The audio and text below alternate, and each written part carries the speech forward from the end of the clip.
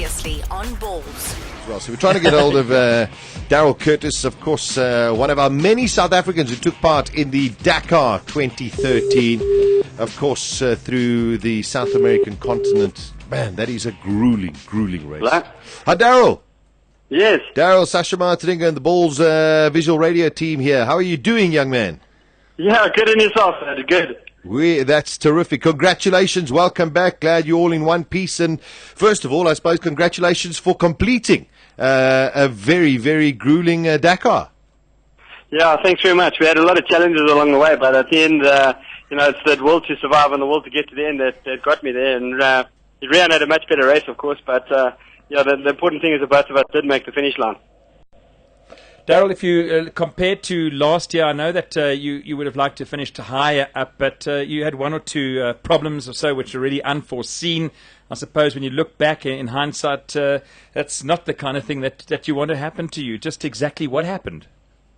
No, definitely not. My rally started off well. What I did notice this year compared to last year, a lot more faster competitors. The elite riders, there were 20 last year. This year there were 40.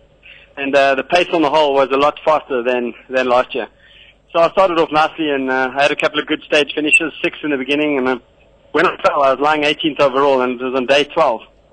And I missed a triple caution in the road book, and I landed heavily on my shoulder, hurt my back, my right forearm, and my shoulder. And that was the end of it for me. I limped home, and I lost so much time, and I didn't think I was going to start following that. And when something like this happens, you can't recover quickly overnight, and it's just a big privilege. You can't let this kind of thing happen. But the amazing thing, Darryl, because a lot of people, and it's especially us who watch it on the TV, we sit there and we get a 26 minutes highlights package, and everything looks so great and hunky dory. How difficult is it mentally? I mean, you have this big fall, stage 12. You sort of were there, and all of a sudden you know that you're not going to be able to pull back the sort of time that you've lost. How do you mentally keep yourself going? Because, that must be tough. So it was quite emotional for me this year because I'd hurt myself severely. And when I got back I had to ride 70 kilometers of the racing stage in severe pain. I could only hold the handlebars with one arm. And when I got back to the pits and I saw everybody else, I kind of figured to myself, I'm out the rally. Mm-hmm. And, I got a little bit emotional, which I don't normally do. And that's how big this race is. It really does play with your emotions. And we had to start at 3:30 the following morning. So now you've come in late. You've got to go to the riders' briefing, which I skipped. You've got to spend 2 hours on your road book preparing for the following day. And I wasn't ready, and I had to wake up at 3:30 the next morning.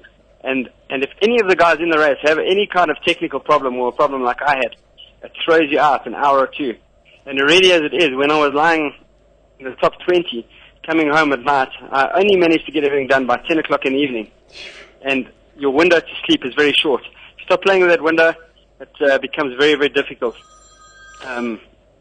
Yeah, not easy. Sorry, that was just Johnny's bad studio etiquette there with his cell phone. Yeah, Johnny's one of our guests. What a twat. Sorry. Yeah, I want to know, obviously, perhaps not the best race for you this year, but what do you think it is about South Africans that allows us to do so well in an event like the Dakar? We know how Janelle has performed in the past, and of course, Rian van Niekerk awarded the trophy for top rookie in the motorcycle race this year.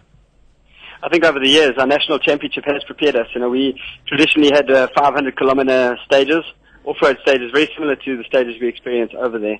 And that we are, long 6 to 8 hour races. Of course, the Dakar is different. You're doing that every single day for 14 days. But I think South Africans, they don't give up. I think it's our personality and everything else. We're used to hot conditions, and we're used to a certain amount of struggling and difficulty, and that's really it. The guys have got fast dates, which a lot of other people don't have, and we don't give up.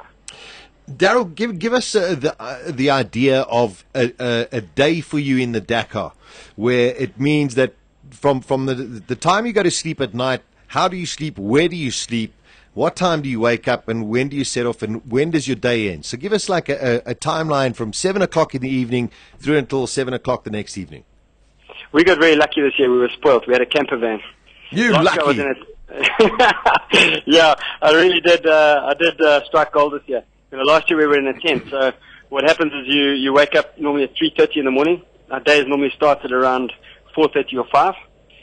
Wake up, go to the bivouac quickly and go and get a quick breakfast. Back at the camp, I've got some Pronitro or Future Life, which you normally drink that's the best stuff. and a shake. Future Life. Tell me you eat the chocolate one. Yeah, chocolate and strawberry. All the way. Simon, you just pump iron. This like races 600 Yeah, but Ks listen, a day. yeah, you should bloody win the Dakar if you're taking Future Life. That's amazing. Yeah, that's the business. And then a meal replacement. and then your gear. You put all your gear on and everything else, and you go out to the start. They're very strict the way they control the start. You go forward in different levels. 3 different stations, and they check all your equipment along the way, your Sentinel, your TDCOM and ERTF stuff. That's all your GPS stuff. They make sure all of that works.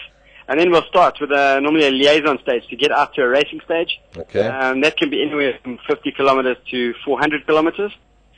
And in that stage, they've got speed limits, and we controlled with the Sentinel, only allowed 110 kilometers an hour. If you go over that, you get time and money penalties. And then we're going to our racing stage, and the racing stages are normally not less than 100 kilometers, so anywhere between 100 and 500 kilometers of a racing stage, where it's absolutely flat out. In that racing stage, you'll have a barrel refuel. You'll stop and you'll be allowed a 15-minute decontrol, change goggles and fuel your bike up. And then at the end of the stage, you'll have a quick TV interview, chance to drink some water, and then you'll go into your liaison section going home, which is sometimes as little as 5 or 6 kilometers to get to the bivouac. Other times it can be up to 500 kilometers. Gee whiz.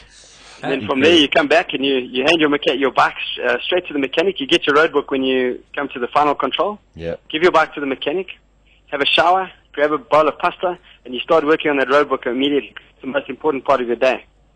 Jeez. And that takes about 2 hours. Straight after that, it takes you up to about 6, 7 o'clock. You walk to the bivouac, you start having a meal, and then the rider's briefing is at 8 o'clock, which takes about an hour.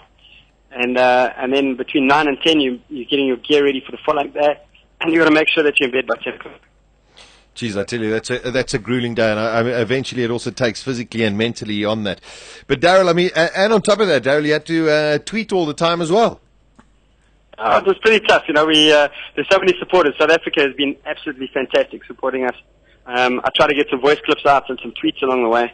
Very important for our sponsors. They've been fantastic. So, yeah, it's a marketing machine. You've got to keep going, unfortunately. Yeah, that's for sure. Well, Darryl, listen, we're still proud of you and the whole team, and of course all of your sponsors involved as well. And let's hope you ready for the next one as well for next year.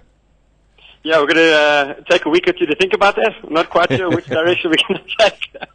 We'll let the bones recover first, and then we'll take it from there. Oh, that's awesome. And also, Rion, good performance by him on debut. Was he happy?